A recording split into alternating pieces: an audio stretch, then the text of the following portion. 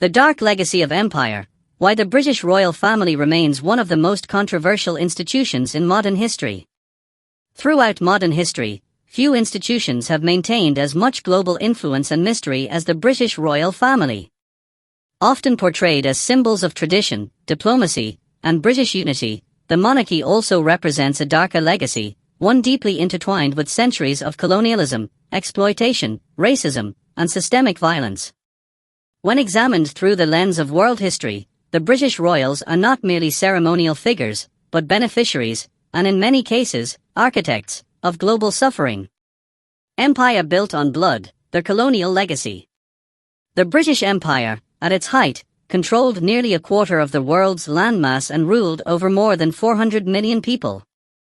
This vast empire was not built through diplomacy or trade alone, it was enforced with brutal military campaigns, genocides, famines, and slavery.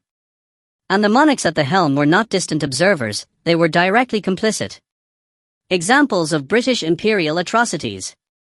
India: the British Raj oversaw numerous atrocities, including the Jallianwala Bagh massacre in 1919, where colonial troops killed hundreds of unarmed Indian civilians. Queen Victoria was crowned Empress of India in 1876, a title meant to legitimize foreign domination. Bengal famine, 1943. Under Winston Churchill's wartime cabinet, which operated under the monarchy, a man-made famine in British-ruled India led to the death of an estimated 3 million people. Rice and grain were exported for the war effort while Indians starved. Kenya: during the 1950s Mau Mau uprising, the British government ran concentration camps where thousands of Kenyans were tortured, executed, or detained without trial, on Queen Elizabeth II's watch. Ireland: centuries of colonial rule saw mass evictions, famine, notably the Great Famine of the 1840s, and cultural oppression. The monarchy oversaw policies that treated Irish lives as expendable. The monarchy and the slave trade. The Royal African Company, headed by King Charles II and his brother James, trafficked hundreds of thousands of African slaves to the Americas.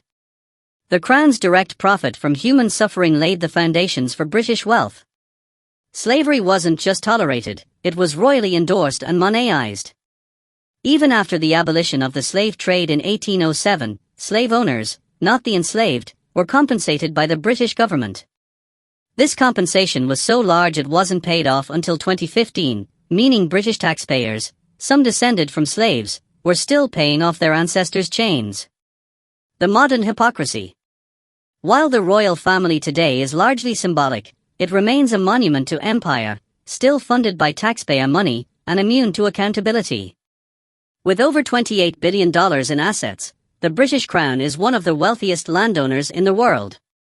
Yet, in a modern world struggling with inequality and historical reckoning, the royals continue to refuse to return stolen artifacts housed in British museums, e.g., the Koh-i-Noor diamond, Benin bronzes.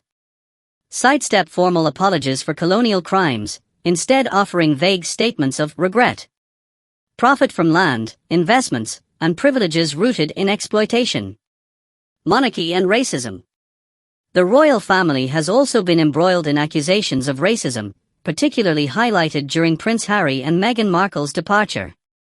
Their interview with Oprah Winfrey revealed concerns over their child's skin color and a cold, hierarchical system of control. If the family cannot reform within itself, how can it be expected to reckon with the legacy of global suffering it represents? Conclusion: a system long overdue for dismantling.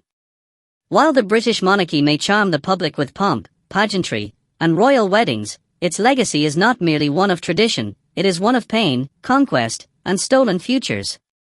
The royal family sits atop centuries of violence, dispossession, and white supremacy, all sanitized for public consumption.